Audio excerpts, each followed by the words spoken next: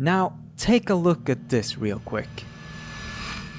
He can't open doors, he can't touch his wife, he has no conversations with other people except for the kid.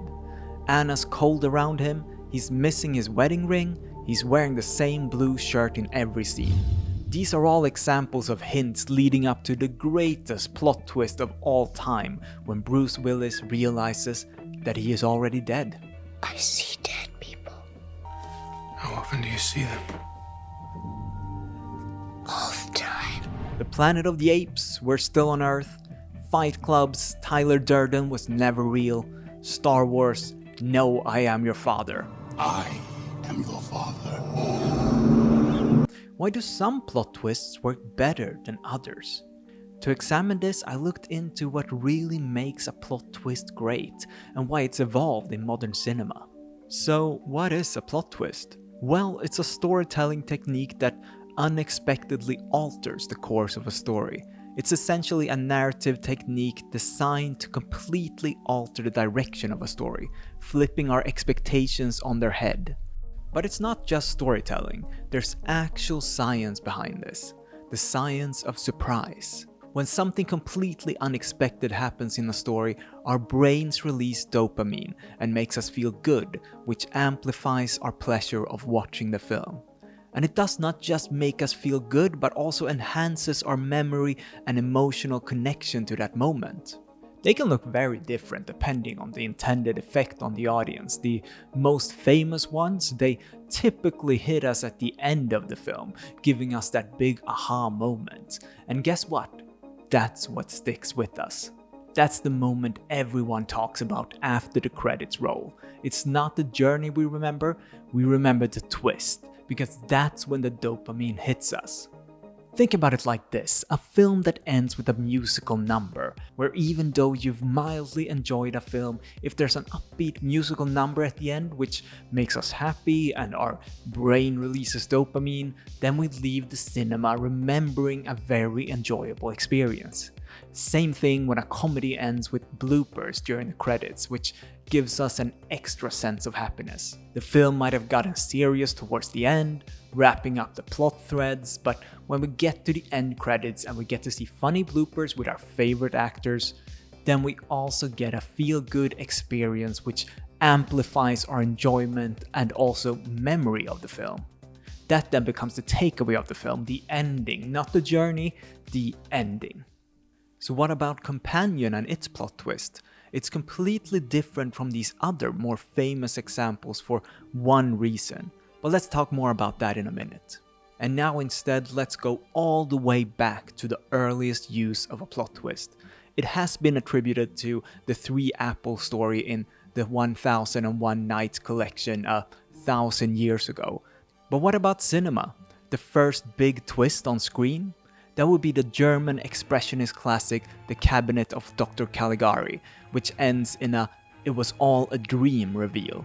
This might seem like a simpler gimmick by today's standards, one that modern audiences would likely find less surprising or engaging.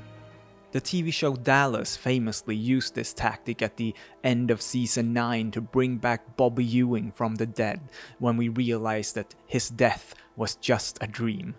This is famously referred to as the dream season. Hitchcock was also a master of the plot twist with films like Psycho and Vertigo, and in Psycho, the first twist comes when Marion is murdered. We have until this point seen her as the protagonist on the run, and we think we're going to follow her throughout the film and see if she gets away or not. This has been used several times after to subvert expectation by killing what we have believed to be the protagonist. Similar to Drew Barrymore's character in Scream, a famous actress introduced as the main character but killed in the first scene.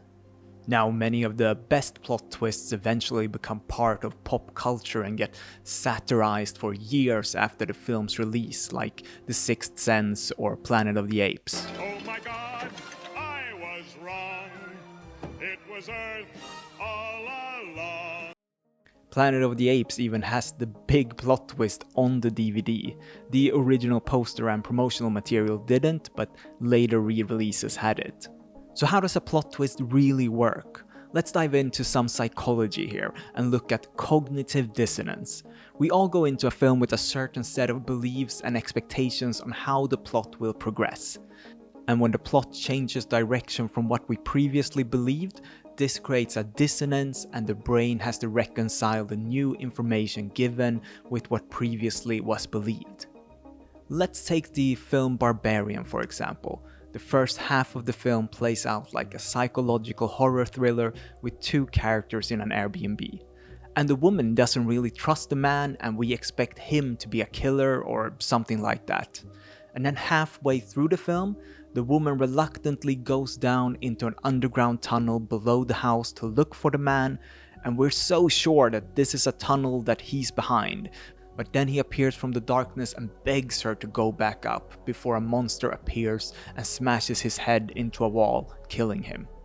And here, it cuts to a completely different reality, one we haven't been presented with at all. Justin Long, a new character, is driving down the California Coast Highway in a top-down car with loud, fun music and talking on the phone. And he is talking about some Me Too allegations against him, and this film has built up this world that was completely set in a dark house on a dilapidated street in Detroit, a horror movie, and then it cuts to a bright sunny LA.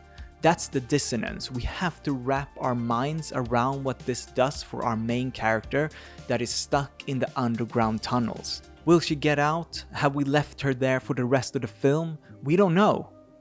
And now we have a completely new set of parameters to adjust to, and this grabs our attention, pulls us in, and forces us to reassess everything.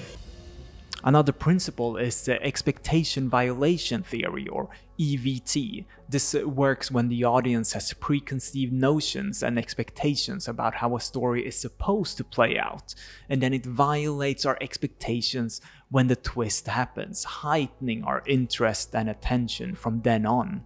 For example, in Gone Girl, we think we're watching a regular murder mystery where a husband is accused of his wife's murder, and we go through the regular police procedure and the whole town is out looking for her.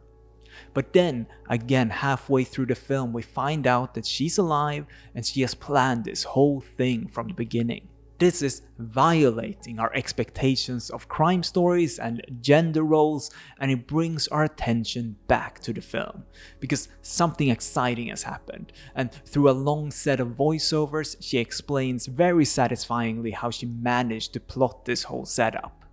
Funny thing is that this is revealed by her driving a car down the highway, just like in Barbarian.